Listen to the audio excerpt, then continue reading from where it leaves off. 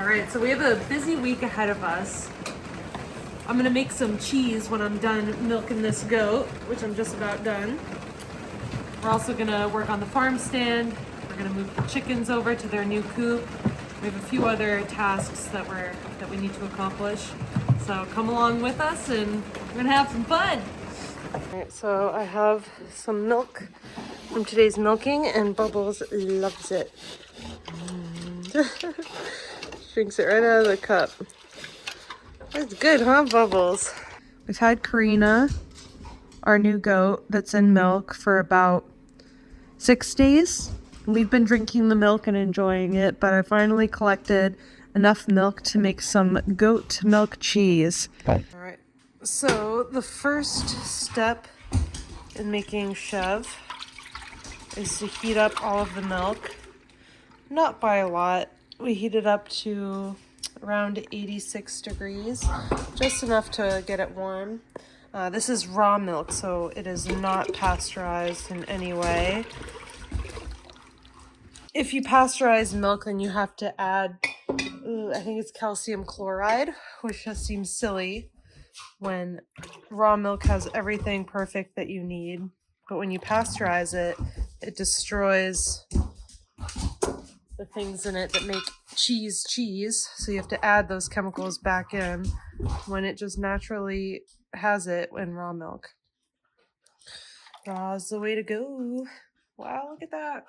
Beautiful. Beautiful, beautiful, beautiful. All right, now that we've reached 86 degrees, I'm going to take it off the heat and remove. Next, we are going to add our Mesophilic culture. So I am going to add a 1/4 cup of this Mesophilic culture. I'm going to use the Flora Danica. And add 1/4 teaspoon of that and flake it on top. All right, my Mesophilic culture has hydrated for about 5 minutes. And I'm just going to stir it with these up and down motions to evenly incorporate it throughout the milk. I'm going to do this for another 5 minutes. All right, next I'm going to add some animal rennet. You add the animal rennet into a 1/4 cup of cold water. A little bit goes a long way with this stuff. I'm only going to add 5 drops for these for this 2 gallons of milk. 1, 2, 3, 4, 5. That's it. I'm going to add this in.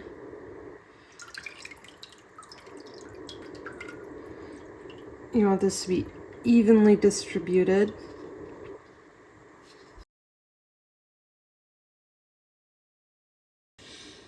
So I'm going to let this sit overnight for about, it says between 12 and 18 hours, so I'm going to leave it for like 12.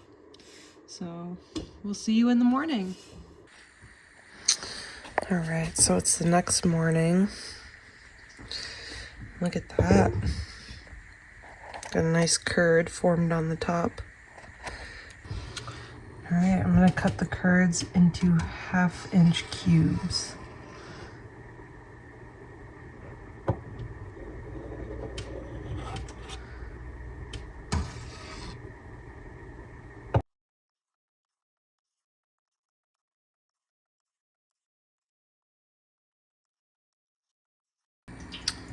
So I forgot to film this next part, but I think you get the idea.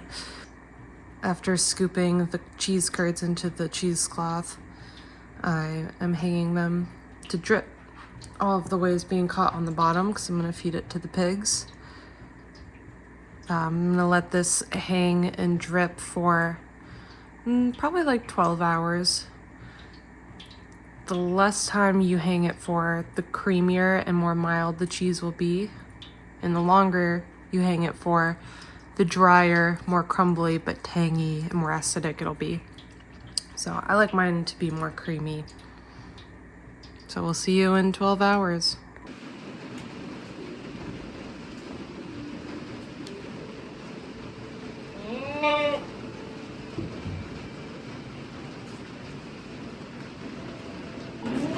So today we're back in Bubbles' stall and we're going to create a setup for a farrowing for her. So with pigs, your number one concern when they give birth apparently is the mom squishing the babies. So we have to make rails that are along the edge. So if she ever rolls over, because they always lay against walls, the piglets essentially will have somewhere they can fit that she can't without squishing them. And we'll also build out little corner areas, which is just another area that they can escape from her. So just making it safe because she could farrow any, I don't know. We really have no idea when. So. That's the project. What do you think, Bubbles? She thinks she wants a peanut. Bubbles. She still hasn't gone outside.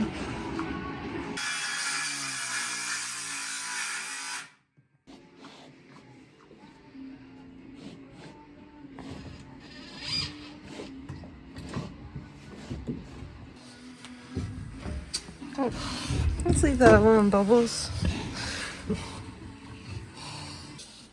Here we go, we got a little creep area. Pretty simple, hopefully it works. We'll build it up if we have to. And then we're gonna move her water that's over there to over here. This is where she uses the bathroom, so not too worried about that. A crush rail with plenty of room for piglets to go behind on this side. And these are her favorite walls to lay on, so should provide enough room for them to escape. The anti-squishing mechanisms. Anti-squishing mechanisms. No squish babies. What do you think about the furniture rearranged there, Bubbles? Pig. What do you think, girl? Okay, sounds good. Sounds good. Thanks, guys. We had some extra milk this morning, so we gave it to Bubbles, and boy, she loves it. Good stuff on Bubbles.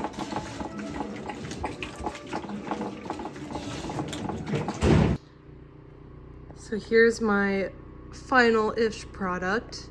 I forgot to record me taking it down from its hanging place and taking it out of the bags and salting it.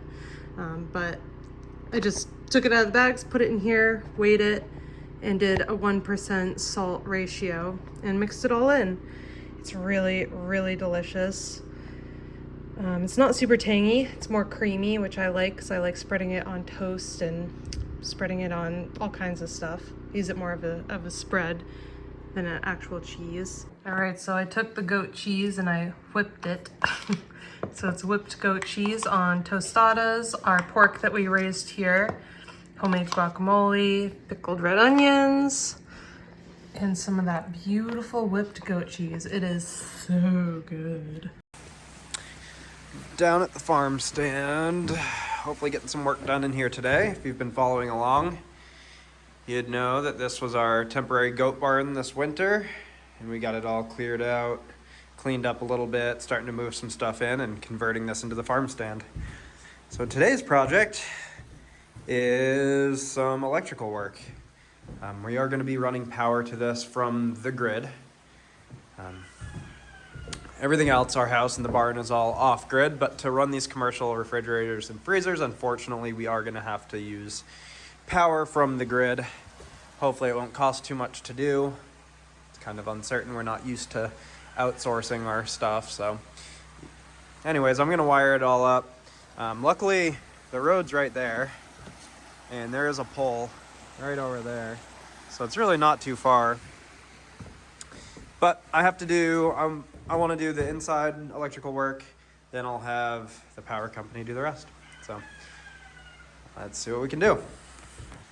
So I think the plan is to mount my panel right here. I have just a 100 amp panel, pretty standard, which will be way oversized for this actually. I'm just gonna run two circuits for now, I think. I'm gonna run one for outlets and one for lights. Realistically, that could all be on one, but since I have the big panel, I might as well just run 2 circuits. Put a switch here, a double switch, one for lights that we'll put up there, then maybe I'll light out here on the exterior that I'll put in.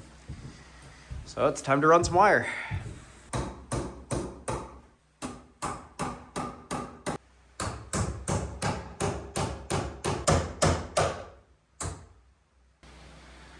So real quick, I went through and marked all my receptacles. I got a 2-gang switch here. One light switch will be for outside, one for inside.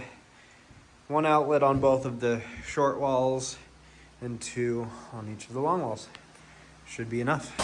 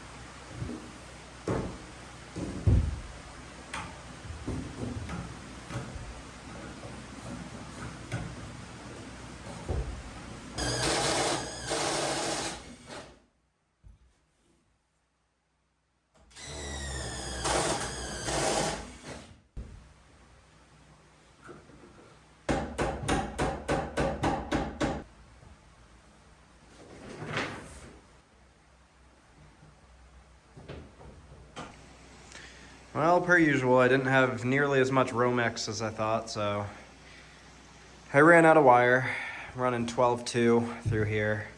Made it to that outlet, still have to get to that outlet and to that one, and then run the light. So I need a lot more. That's all right. We'll pivot to, I guess I'll put the panel up and start getting that all together, and then I'll head out and get more wire. All right, we got the panel up, standard 100 amp panel.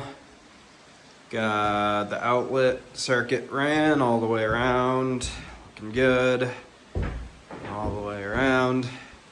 Now I'm gonna run a new home run for the light circuit. So it'll come from there, over across this wall to that switch plate. And then we'll put 2 switches in, one for a light outside, one for a couple recessed lights that'll go on the ceiling once this is all prettied up.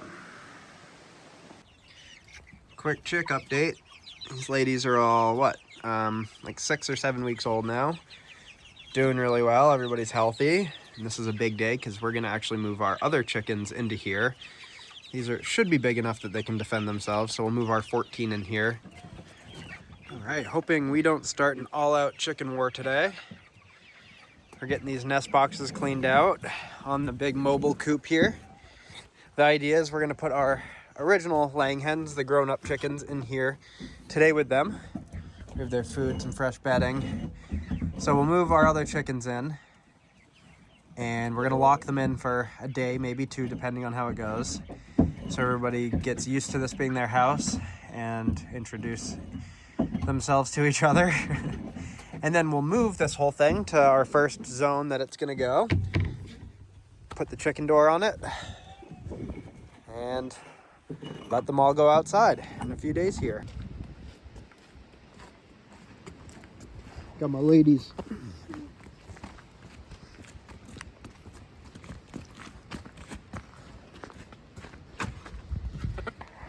Be free. Is everybody, no chicken wars yet? No uprisings? No.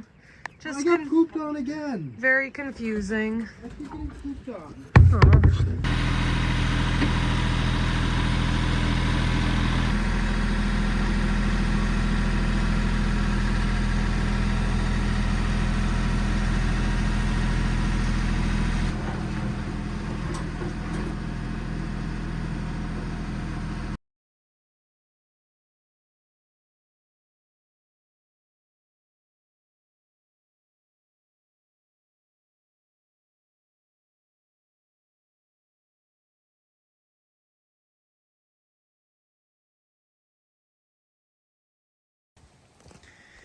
It's the next day now. We got the mobile coop parked in its new home. Got some fencing up. This will be the first zone that we let them graze, get some forage, get on the ground soon. And luckily, everybody's doing really well. Everybody's being really nice. No epic chicken battles. We made it through the night well. So we're gonna keep them in here. We got a lot to do today. We're actually leaving for a while, so we're gonna keep them locked up for another day. We're just trying to get everybody used to this being their home. We're worried that once we let them out, our chickens, these ones are gonna try to fly back to their old coop over there. So we want this to be established as home. make sure they're laying eggs in here, which I'll go check in a second. And then maybe tomorrow we'll let them all out. Let's see, we put nesting material down in this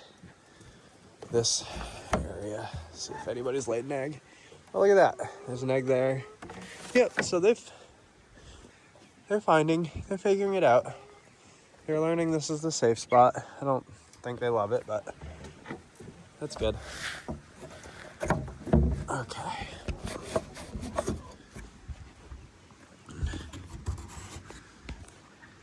I'm gonna go in there too and make sure that they're not laying eggs in strange areas. Let's see. Excuse me, everybody, coming in.